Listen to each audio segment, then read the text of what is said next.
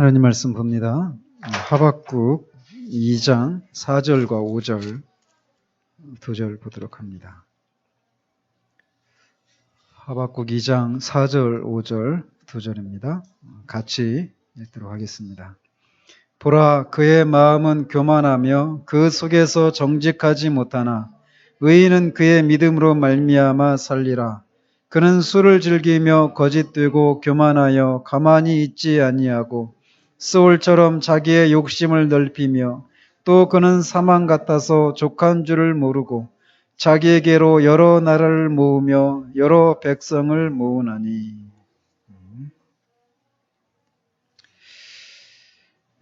지난주에는 우리가 2절 3절을 중심으로 해서 하나님은 살아계시고 우리의 기도에 응답하시며 역사하신 분이다 라고 하는 사실을 살폈습니다. 그래서 그렇게 살아계신 하나님이 하박국에게 두 번째 응답을 하셨는데 그 응답의 내용이 예언이었다. 그래서 그러면서 또 장차 미래 일어날 일들을 하나님이 미리 예고하시는 그런 예언의 형식으로 응답을 하셨다라고 말씀을 드렸어요. 그러면서 이 예언의 일반적인 그런 특징들을 5가지를 우리가 살펴보았습니다. 오늘은 이제 오늘 본문 2장 4절부터 마지막 20절까지는 하나님께서 하박국에게 주신 그 예언의 내용들입니다. 그리고 그 예언의 중심 내용들은 무엇이냐면 이스라엘을 징계하기 위해서 하나님께서 들어 쓰셨던 갈대아 사람들을 하나님께서 이 갈대아 사람들의 죄악으로 인해서 하나님의 징계를 받아서 그들이 멸망하게 될 것이다 라고 하는 내용이었어요. 내용이 이제 펼쳐집니다. 그러면서 하나님께서 그들을 징계하시되 그들의 죄악들이 무엇인지를 구체적으로 언급을 하셔요.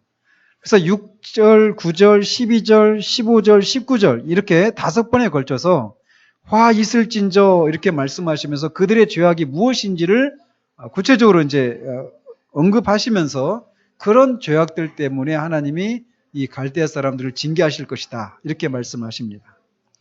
그러니까 하나님이 세상을 심판하시되 그냥 아무런 근거 없이 심판하시는 것이 아니라 그분의 공의에 따라서 그들이 심판을 받아 마땅한 그런 사실들에 입각해서 심판하신다라고 하는 것을 보여주고 있는 거예요. 그래서 오늘은 이 5가지 이 갈대아 사람들의 죄악의 내용들이 무엇인가를 살피기 전에 이 4절과 5절을 통해서 모든 사람이 직면하게 되는 그런 오직 2가지 종류의 삶의 방식들에 대해서 살펴보도록 합니다. 그래서 이 4절, 5절에서는 이렇게 이 2가지 가능한 그 삶의 길이 있는데 그 각각의 삶의 길의 특징이 무엇이고 그 삶의 결과가 무엇인가를 이렇게 말해주고 있어요. 그리고 이제 6절에서 20절까지는 이 5번에 걸쳐서 악인들에 대한 그 하나님의 징계를 다루고 그런 징계를 다 통해서 결국 어떤 것이 이루어지느냐면 온 세상의 여호와의 영광을 인정하는 것이 가득하게 될 것이다 라고 하는 것을 예언하고 있습니다. 그래서 이제 나중에 하겠지만 이게 결국은 하나님께서 이 세상을 주님이 다시 오셔서 심판하시잖아요. 육체적으로 다시 재림하셔서. 그래서 이 세상에 있는 모든 악을 다 제거하시고 이제 하늘에서 뜻이 이루어진 것처럼 땅에서도 이루어지는 그런 이제 세상이 열리는 거죠. 그래서 하나님의 영광을 온 천하가 이제 다 인정을 하죠. 그 새하늘과 새 땅에 거하는 사람들뿐만 아니라 지옥에 들어가 있는 사람들마저도 하나님의 영광을 인정하는 날이 온단 말이에요.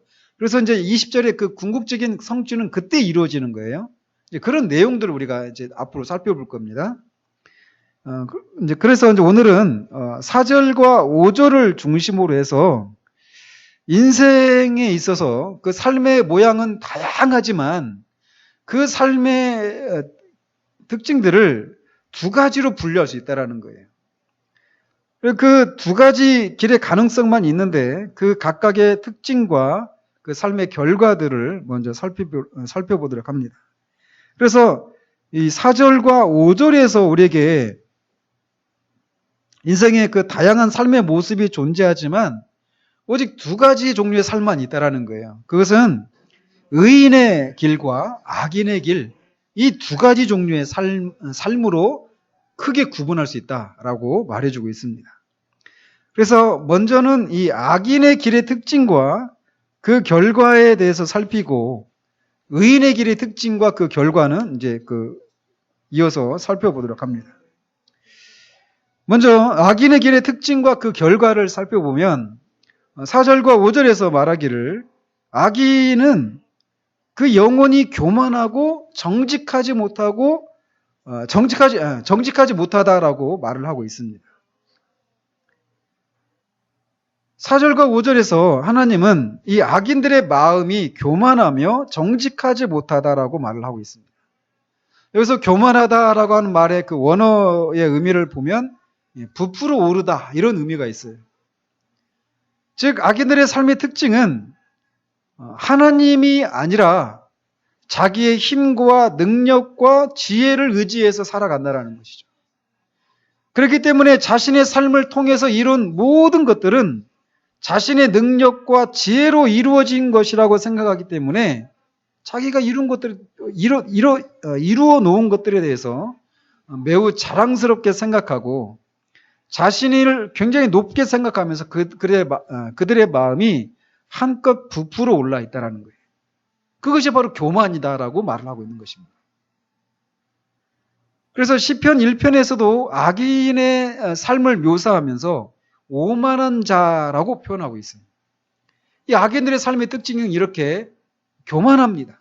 하나님이 없어요. 그들에게 삶에 있어서는. 그래서 그들은 보이는 것들을 의지하고 감각되는 것들을 추구하면서 살아간다라고 할 수 있습니다. 또한 악한 자의 두 번째 특징은 그의 삶이 악하고 불경하다라고 말을 하고 있습니다. 그들의 심성과 언행이 바르지 못하고 늘 굽은 길로 나아가서 죄악의 구렁텅이에 빠지고 만다라는 거예요. 그들은 술을 즐기고 거짓되고 스올이 이미 수없이 많은 죽은 사람을 삼켰지만 그것에 만족하지 않고 계속해서 죽은 사람을 집어 삼키는 것처럼 그들은 끝없이 욕심을 넓히고 무자비하기 짝이 없다라는 것이 이 악인들의 삶의 특징이다라고 말을 하고 있습니다. 이 갈대아 사람들이 바로 그런 사람들이다라고 하나님이 말씀하시는 거예요. 그래서 이런 사람들은 하나님으로부터 의로운 자로 여김받지 못하게 된다는 것이죠. 즉 그들은 비록 육체적으로는 삶을 유지하고 있어도 영적인 선을 행할 수 없는 상태에 이르게 되어서 하나님으로부터 정죄를 받는 상태 가운데 있다라는 거예요. 그래서 시편 1편 6절에서도 무릇 의인들의 길은 여호와께서 인정하시나 악인들의 길은 망하리로다 라고 말을 하고 있습니다. 즉 악인들은 하나님으로부터 정죄를 받고 결국 망하게 되어 있다라는 것이, 이것이 인생에 있어서 한 가지 부류의 삶이다라고 먼저 말을 하고 있습니다. 근데 이런 삶 이외에 또 다른 길이 있는데 그것은 바로 의인의 길이다라는 거예요. 4절에 의인은 그의 믿음으로 말미암아 산다라고 말씀하십니다. 그래서 악인의 길은 결국 하나님의 정죄를 받아서 멸망에 이르지만 의인은 산다라는 거예요. 무엇으로 말미암아? 그의 믿음으로 말미암아. 근데 이 구절, 하박국 2장 그 4절이 굉장히 신약에서도 많이 인용되거든요. 3번에 걸쳐서 인용이 되는데, 먼저는 로마서 1장 17절에 보면 이렇게 되어 있어요. 복음에는 하나님의 의가 나타나서 믿음으로 믿음에 이르게 하나니 기록된 바 오직 의인은 믿음으로 말미암아 살리라 함과 같으니라. 이렇게 되어 있습니다. 그리고 또 갈라디아서 3장 11절에서도 마찬가지로 또 똑같은 걸 인용하고 있는데, 또 하나님 앞에서 아무나 율법으로 말미암아 의롭게 되지 못할 것이 분명하니 이는 의인은 믿음으로 살리라 하였음이니라. 이렇게 해서 이게 로마서 1장 17절과 갈라디아서 3장 11절에서 이 하박국 2장 4절 말씀을 인용하고 있습니다. 여기서 이 두 구절에서 이 구절을 인용할 때는 하나님 앞에서 우리가 어떻게 의롭게 되는가를 말하면서 인용하고 있는 거예요. 우리가 어떻게 하나님 앞에 의롭게 될 수 있습니까? 믿음으로 되어지는 것이죠. 우리가 죄인인데 죄인인 우리를 대신해서 하나님의 아들이신 그리스도께서 십자가에 죽으시고 다시 사셔서 그를 믿는 자마다 주 용서를 받고 하나님 앞에 의롭다 여김을 받고 양자가 되어지고 하나님의 그 영원한 생명을 누리게 된다라는 사실들을 믿는 그 믿음으로 말미암아 하나님 앞에 의인이 된다라고 말하고 있어요. 그래서 이 로마서 1장과 3장 갈라디아서 3장 11절은 이 하박국서를 인용하기를 우리가 어떻게 구원을 받는가 이 부분, 즉 믿음으로 구원을 받는다라고 하는 것을 말하기 위해서 이 하박국 2장 4절을 인용하고 있어요. 그런데 또 한 구절이 있어요. 이 구절을 인용하는 게 히브리서 10장 38절입니다. 거기 보면 이렇게 되어 있습니다. 나의 의인은 믿음으로 말미암아 살리라. 또한 뒤로 물러가면 내 마음이 그를 기뻐하지 아니하리라 하셨느니라. 자, 여기서는 나의 의인은 믿음으로 말미암아 살리라 이렇게 인용하고 있는데 이 구절은 앞에서 인용했던 로마서 1장과 갈라디아서 3장에서 인용한 것과 좀 다르게 이미 구원을 받아서 의인이 된 사람들이 이 땅을 사는 삶의 원리가 무엇인가를 말해주고 있어요. 조금 다르죠. 그래서 이 하박국을 히브리서 기자가 인용할 때는 히브리서 기자가 의도한 것은 이 땅을 살아가는 하나님의 백성들이 이 땅을 살아갈 때 보이는 것을 따라 살아가는 것이 아니라 믿음을 따라 살아간다 라고 하는 것을 말해주기 위해서 이 하박국서를 인용하고 있다는 것이죠. 그리고 그렇게 믿음을 따라 살아갔던 사람들의 그 실례들을 11장 1절부터 쭉 얘기해주고 있는 거예요. 누구부터죠? 아벨부터 해가지고 아벨은 믿음으로, 노아는 믿음으로 하면서 쭉 그 믿음의 그 선진들의 그 삶들을 간략하게 몇 줄로 이렇게 요약하고 있는 것을 우리가 보게 됩니다. 그래서 결국은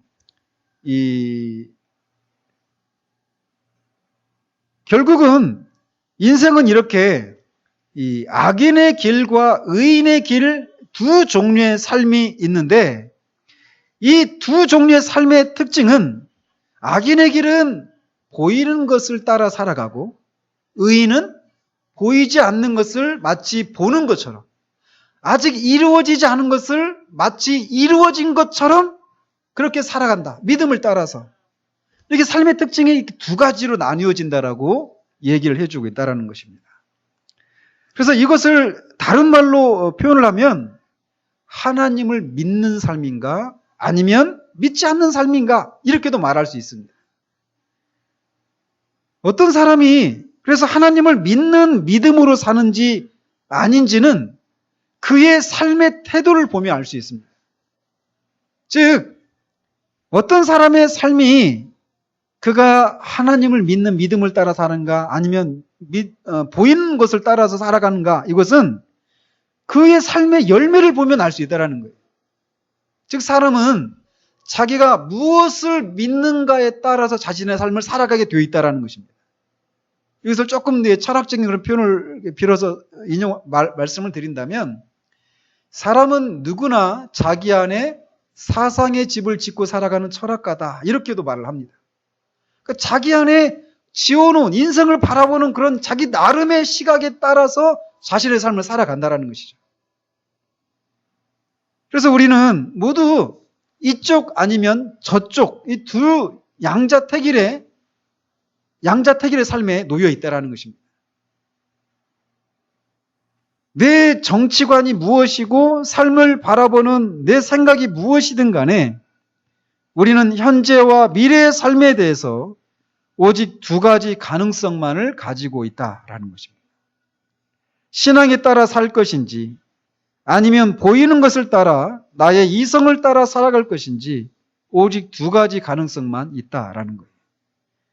그래서 아이를 키우는 문제든 결혼을 하는 문제든 직장을 하는 문제든 직장을 구하는 문제든 사람들과의 관계를 맺는 문제 등 이런 어떤 일상적인 그런 인생에 관련된 일상적인 문제들 뿐만 아니라 다른 모든 종류의 영적인 문제들과 관련해서도 우리는 무엇을 믿으며 살 것인지를 선택해야 한다는 것입니다.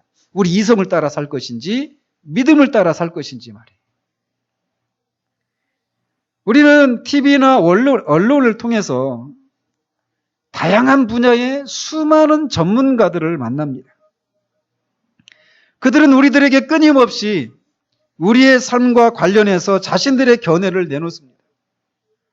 자녀 양육의 전문가들이 있고 교육의 전문가들이 있고 직장에 대해서 전문가가 있고 우리는 다양한 삶의 분야의 전문가들을 우리는 많은 방송 매체를 통해서 경험한단 말이죠. 또는 책을 통해서 말이에요.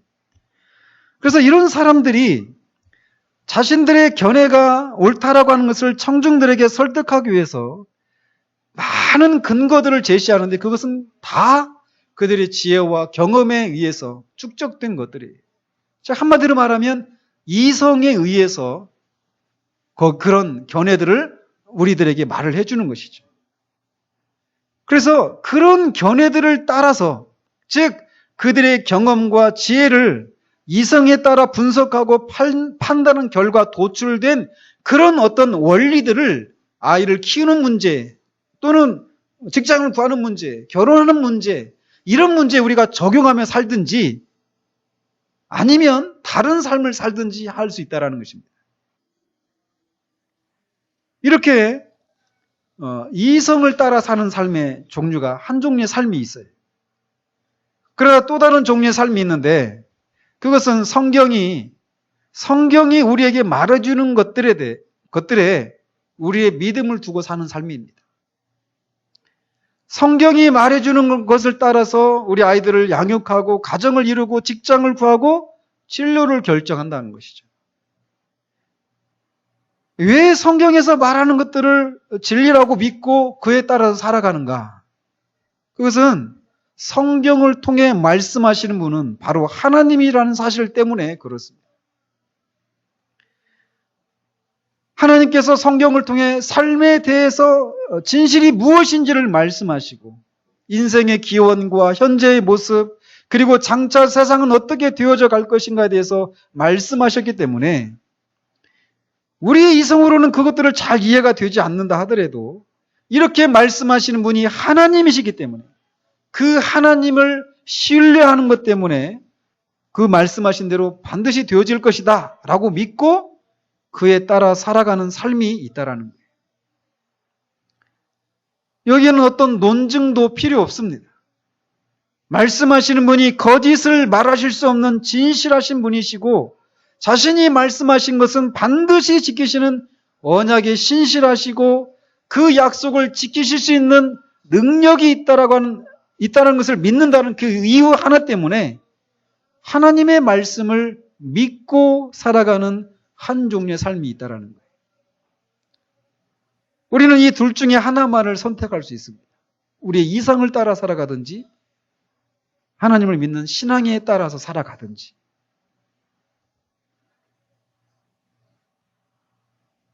이성을 따라서 살아가는 삶도 한 삶이고 신앙을 따라 살아가는 삶도 한 삶이지만 하나님이 인정하시는 삶은 의인의 길, 곧 믿음으로 사는 삶뿐이라는 것이. 의인은 그 믿음으로 말미암아 살리라. 신앙을 따라 산다라고 하는 것은 하나님의 말씀을 있는 그대로 받아들이고 그 말씀대로 행하는 것을 의미합니다. 그런데 우리가 믿음으로 말미암아 산다라고 할 때는 단지 어떤 한 가지 문제에만 이 믿음의 원리를 적용하며 살아가는 것을 말하지 않아요. 그것은 우리의 삶 전체가 하나님에 대한 신앙의 근거를 두고 살아가는 것을 믿음을 따라 살아간다라고 말하는 것입니다. 단지 한 가지만 하나님의 말씀에 순종하는 것이 아니라 총체적으로 하나님의 말씀에 대한 신앙의 근거를 두고 전체 삶을 움직인다라는 것이에요. 신앙은 우리의 삶의 한 구성 요소가 아니라는 것이죠.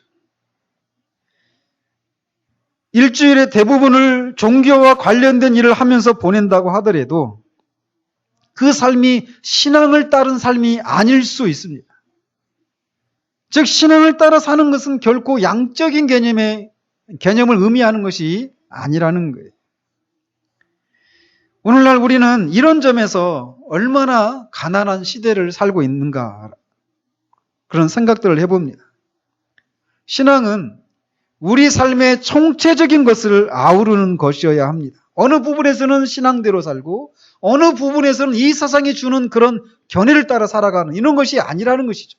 총체적으로 하나님의 말씀을 따라서 왜? 그 말씀을 주신 분이 하나님이시고 그 하나님은 우리가 신뢰할 만한 분이시다라고 하는 것을 믿는 그 믿음으로 우리 전체 삶의 영역에 있어서 이렇게 믿음으로 살아가는 것이 성경에서 말하는 믿음을 따라 살아가는 삶이다라는 것입니다. 일주일에 교회 올 때만 입고 오는 옷을 일주일이 지나도록 그냥 가만히 장롱에다 넣었다가 주일이 되면 다시 꺼내 입고 오는 것과 같이 신앙이 그런 것이어서는 안 된다라는 것이에요. 우리의 전체의 삶이 모든 국면에서 모든 시간에 신앙이 우리의 삶을 주장하는 그런 삶이어야 한다라는 것입니다. 진정으로 의롭게 된 자, 즉 의인은 이 두 가지 형태의 삶을 이미 겪어본 사람들입니다. 우리도 이전에는 감각적인 삶을 산 적이 있었습니다. 그래서 그 감각적인 삶을 산 것에 대한 그 무의미한 그런 삶에 대해서 우리가 만족을 누리고 있었을 때도 있었어요.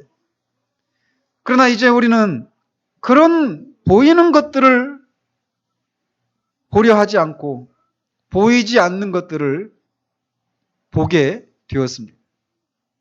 예수 그리스도를 믿음으로 말미암아 의인이 된 우리는 이제는 이전의 삶의 방식, 곧 눈에 보이고 감각되는 것들에 의해서 움직이는 삶을 살아서는 안 되는 사람들이 되었다라는 것이. 그래서 고린도후서 4장 18절에서 이렇게 말을 합니다. 사도가 우리의 주목하는 것은 보이는 것이 아니요 보이지 않는 것이니 보이는 것은 잠깐이요 보이지 않는 것은 영원함이라. 그러므로 우리는 하박국처럼 이런 신앙의 침체기에도 믿음으로 살아야 합니다. 하나님의 약속과 정반대로 되어져 가는 것 같은 상황에서도 약속하신 하나님이 신실하심으로 반드시 이루실 것을 믿고 뒤로 물러가서는 안 된다라는 거예요. 그래서 히브리서 기자가 10장 39절에서 이렇게 말을 하는 것입니다. 우리는 뒤로 물러가 멸망할 자가 아니요 오직 영혼을 구원함에 이르는 믿음을 가진 자니라. 이렇게 말을 하는 것이죠.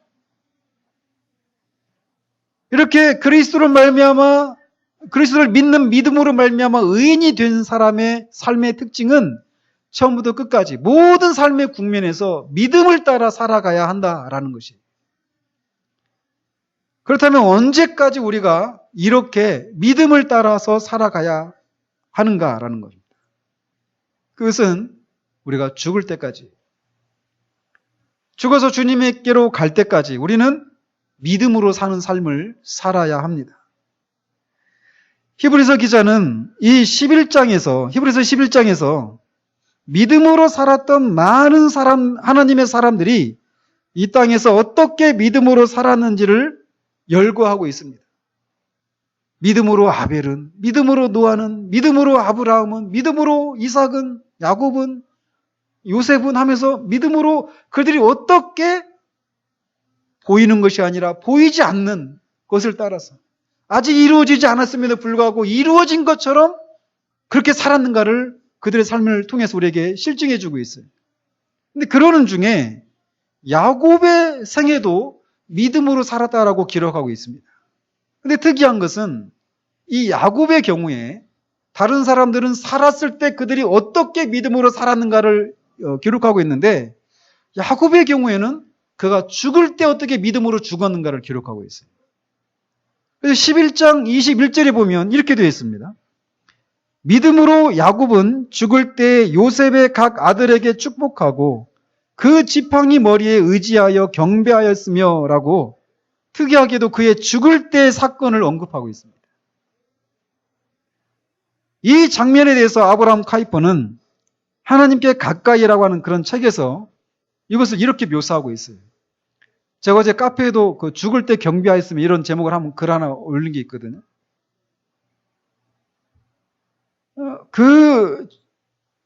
아브라함 카이퍼가 그의 책 하나님께 가까이라고 하는 책에서 이렇게 이 장면을 이렇게 묘사하고 있어요. 잘 들어보십시오. 임종할 때 사람은 수동적으로 자신의 고통이나 연약함을 극복하게 될 것이라고 시인하는 것이 되어서는 안 된다. 무슨 말씀인지 아시겠죠? 죽을 때 사람이 그냥 이 자신의 그 고통이나 연약함을 그냥 어떻게 내가 극복하게 되겠지 이런 식으로 수동적으로 생각해서는 안 된다는 거예요.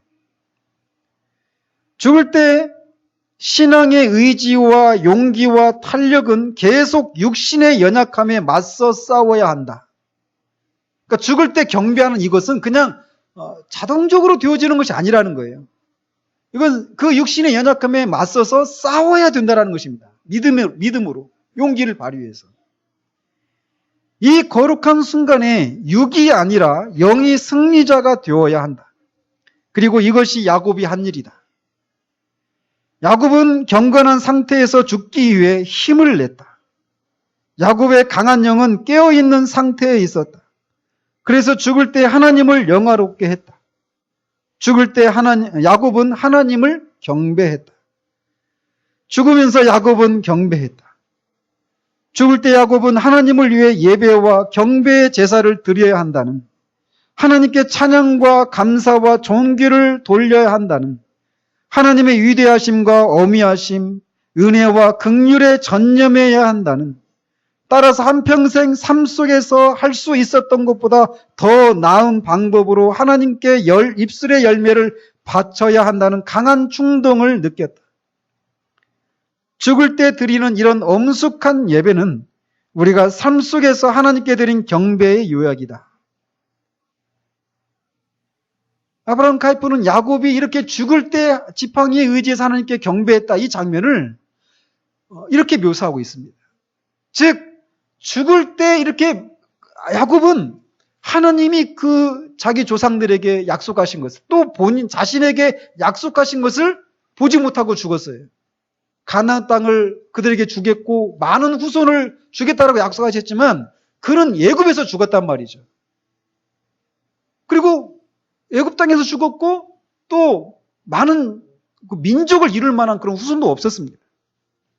그런데도 그는 그 약속하신 하나님을 믿고, 약속이 이루어지지 않았는데도, 죽을 때 죽기 전에는 이루어질 줄 알았는데 하면서 하나님을 의심하지 않고 죽을 때에도 하나님의 약속을 믿고 경배하며 죽었다라는 거예요. 근데 이런 죽을 때 이렇게 믿음을 발휘하고 죽는 것은 그가 살았을 때 믿음을 발휘하는 삶을 살았던 삶의 열매라는 것입니다.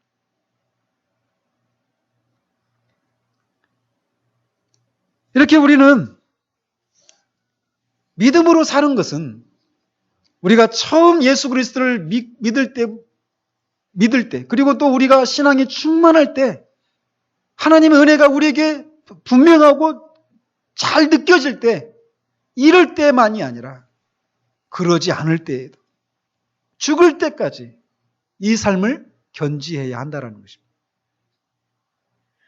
믿음으로 산다고 해서 우리의 영혼이 낙심이 되거나 상처를 받거나 하는 일이 없는 것은 아니에요. 히브리서 11장에 나오는 그 믿음의 사람들이 믿음을 따라서 다 살고 죽은 사람들이지만 그들의 삶이 늘 순탄하고 의심이 일어나지 않거나 또는 막 더 뒤로 물러가는 것 같은 그런 상황을 맞이하지 않았거나 영혼이 침체하는 그런 시기를 지나지 않은 것이 아니었다라는 거예요. 그들은 그런 시기를 분명히 지났습니다. 하나님의 약속과는 정반대로 되어가는 것 같은 상황을 만나기도 했고 그런 상황에서 의심하기도 했고 낙심하기도 했어요. 그러나 그들의 전체적인 삶은 하나님의 약속을 끝까지 붙드는 그런 삶이었다라는 거예요.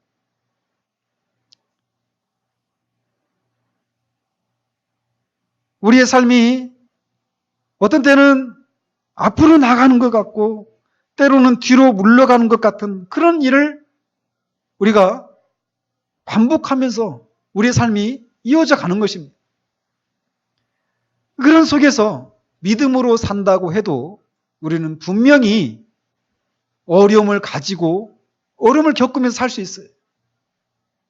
하나님이 약속이 정말 이루어지는 것이 맞는가라고 하는 그런 의심을 할 수밖에 없는 상황을 만나기도 한다라는 것이죠.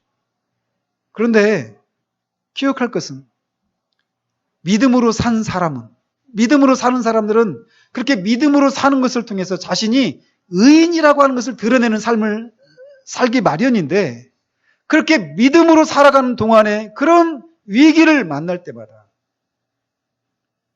오히려 그런 위기를 만나는 것이 그가 살아있다라고 하는 반증이기도 한다라는 것입니다. 죽은 사람은 결코 상처를 받지 않습니다. 죽은 사람은 하나님의 약속이 더디 이루어지는 것 때문에 그 마음에 영혼이 상하고 외롭고 노심초사하는 것이 생겨나지는 않아요. 그 영혼이 정말 살아있는 사람, 하나님의 신실하심을 믿는 사람, 그 사람이 오히려 그 믿음이 뒤로 물러가는 것 같은 것 때문에 고통을 겪습니다. 하나님의 은혜가 다한 것 같은 것 때문에 고통을 겪기도 해요. 이게 신앙의 아이러니입니다. 어떤 사람이 성 버나드에게 찾아와서 그렇게 상담을 했다고 그래요. 자기 영혼이 요즘 너무나 곤고하다라는 것입니다. 너무 메마르고 하나님 임재를 느낄 수 없고 하나님이 자신을 향해서 하나님의 얼굴을 향하고 계시지 않은 것 같아요. 이 메마른 시기 때문에 너무 자기 자신이 고통스럽다라는 거예요. 버나드가 그렇게 얘기를 해줬다고 합니다. 형제요, 자신의 영혼이 메마르고 곤고하다라고 하는 것을 느끼는 사람은 살아있는 사람입니다. 믿음으로 사는 삶은 날마다 충만하고 하나님의 은혜가 손에 잡힐 것처럼 늘 그렇게 우리 가까이 있는 것이 아닐 수도 있다는 것입니다. 그런데도 이 믿음으로 살았던 믿음의 사람들은 그런 시기를 지났음에도 불구하고 끝까지 믿음으로 살았다라는 거예요. 그래서 어쩌면 우리는 이 야곱이나 아브라함이나 이삭이나 이 그리스도가 오시기 전에 죽었던 많은 믿음의 그 조상, 구약의 하나님의 사람들이 하나님의 약속을 그들이 받지 못했잖아요. 성취된 것을 보지 못했잖아요.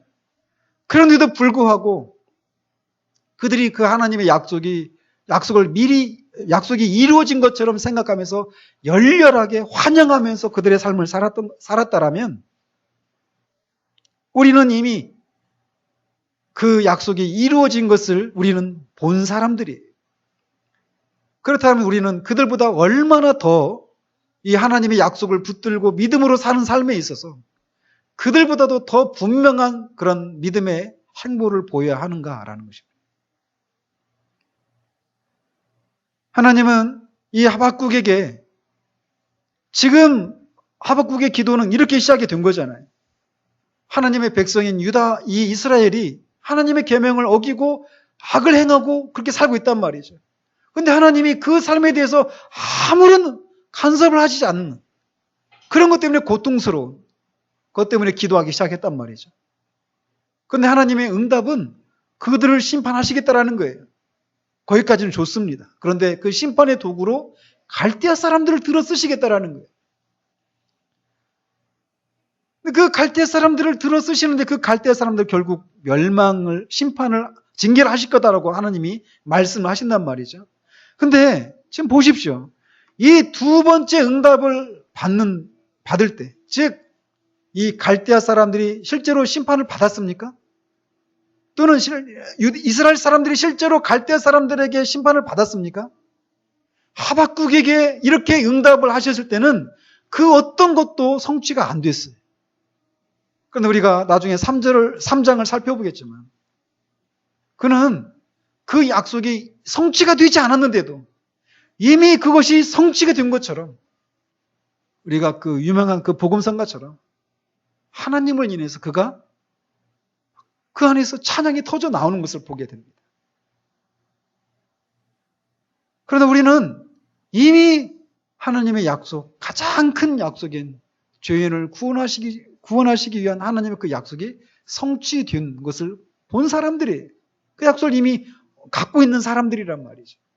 그런 면에서 우리는 더욱더 믿음으로 살아가야 될 그런 책무들이 더 많이 있는 사람들이다라는 것입니다. 주님은 우리에게 의인은 이렇게 믿음으로 사는 것이다 라고 말을 합니다. 그리고 말씀드린 것처럼 믿음으로 사는 것은 종교적인 영역 어떤 부분에서만이 아니라 우리의 삶의 모든 총체적인 영역 속에서 하나님의 말씀을 따라 사는 것이 믿음으로 사는 삶이다라고 말씀을 드렸습니다. 그러므로 우리는 하나님 앞에서 우리 자신에게 이렇게 물어야 합니다. 나는 이런 신앙의 원리에 따라서 내 삶이 꾸려져 가고 있는가? 나는 성경이 하나님의 말씀이고 진리다라고 하는 것을 믿고 있는가? 그래서 내가 기쁜 마음으로 내 삶의 모든 문제를 이 사실에 근거하고 있는가라고 물어야 합니다. 왜냐하면 우리가 진짜 예수 그리스도를 믿어서 구원을 받은 사람이라면, 그래서 의인이라면 의인은 그 믿음으로 말미암아 산다라고 하나님이 말씀하시기 때문에 그렇습니다.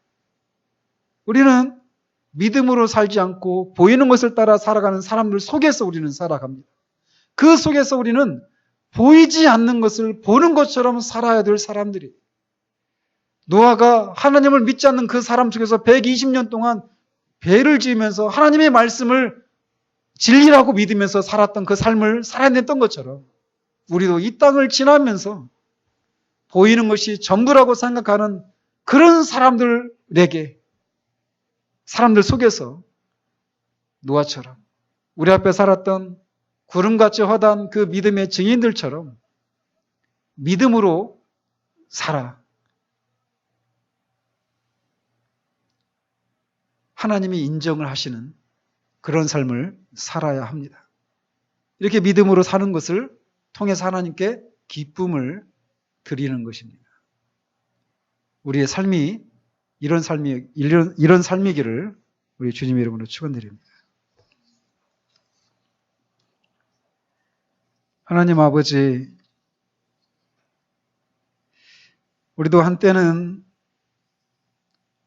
악인이어서 눈에 보이고 감각되는 것들을 쫓아서 살았던 사람들이었습니다. 그리고 그것이 전부라고 생각했고, 그러는 동안 이 세상의 다양한 분야의 전문가들의 견해에 우리가 귀를 기울이고 그들의 판단에 따라 우리의 삶을 움직이며 살았었습니다. 그러나 하나님께서 우리에게 긍휼을 베풀어 주셔서 그런 삶이 결국은 파멸로 이어진다는 것을 깨닫게 하시고 생명의 길, 새로운 길을 우리에게 열어주셨습니다. 그것은 곧 예수 그리스도를 믿음으로 말미암아 의인이 된 사람들이 살아가는 길, 믿음으로 사는 길을 우리에게 열어주셨습니다.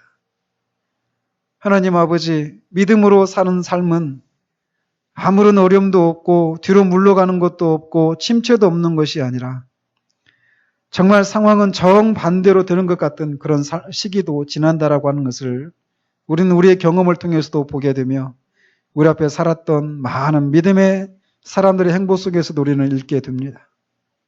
하나님 아버지, 믿음으로 우리가 살아가면서 겪게 되는 그 영혼의 그런 메마르고 건조하고 또 어두운 시기를 지날 때에도 우리가 끝까지 야곱처럼 죽을 때까지 믿음으로 사는 삶을 포기하지 않는 그런 우리가 될 수 있도록 주님 도우시옵소서.